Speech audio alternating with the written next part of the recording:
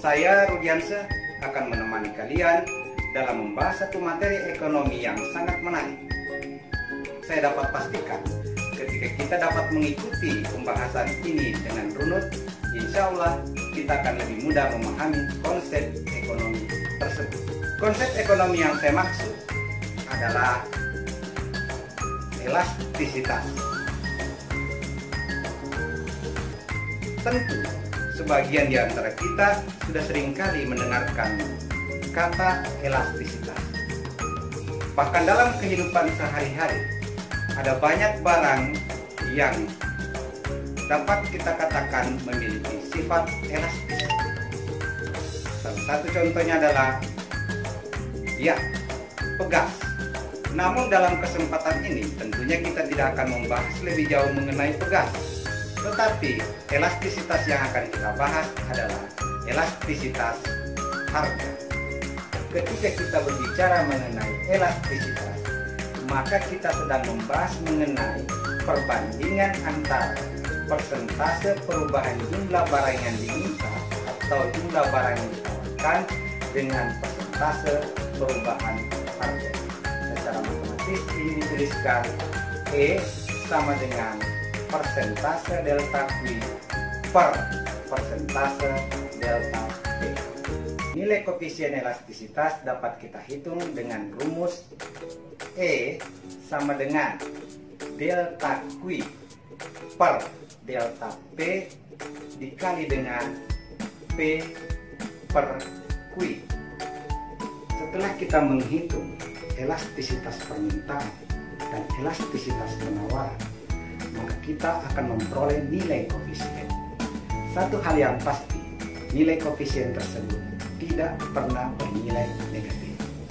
Jikalau kita menghitung koefisien elastisitas permintaan, tentunya nilai awalnya bernilai negatif. Tetapi sesungguhnya nilai negatif tersebut hanya menggambarkan sifat korelasi antara tingkat harga dengan jumlah barang yang diminta.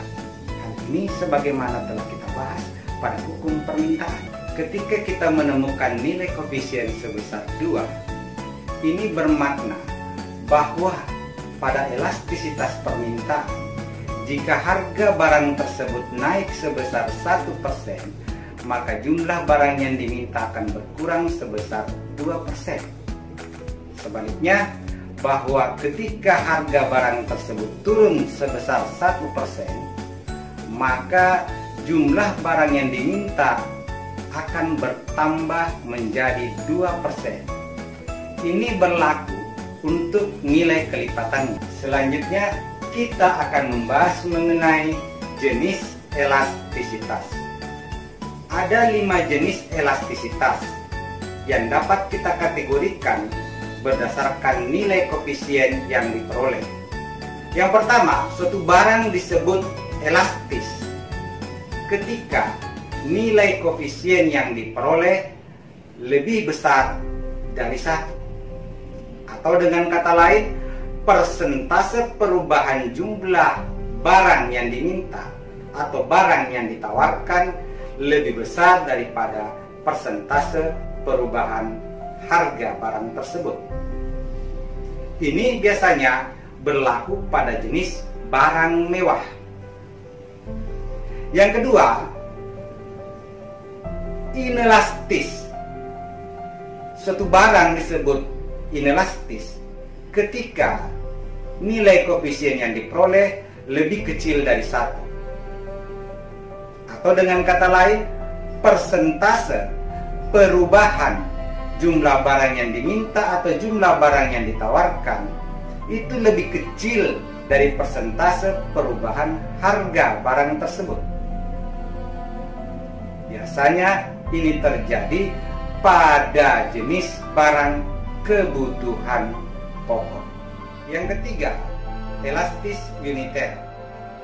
Suatu barang dikategorikan memiliki elastisitas yang bersifat elastis uniter ketika nilai koefisien elastisitasnya sama dengan 1. Artinya apa? Persentase perubahan jumlah barang yang diminta dan atau jumlah barang yang ditawarkan sama dengan persentase perubahan harga barang tersebut. Ini biasanya berlaku pada jenis barang sekunder. Selanjutnya adalah elastis sempurna.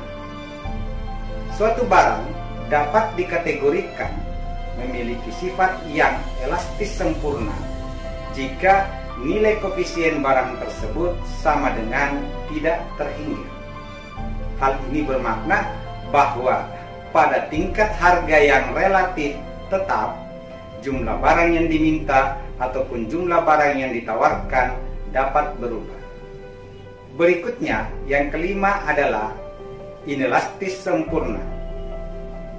Barang yang memiliki sifat inelastis sempurna adalah jenis barang yang nilai koefisiennya sama dengan 0. Sampai ketemu lagi dalam video pembelajaran ekonomi berikutnya. Saya Rudiansa, mohon pamit undur diri dan salam.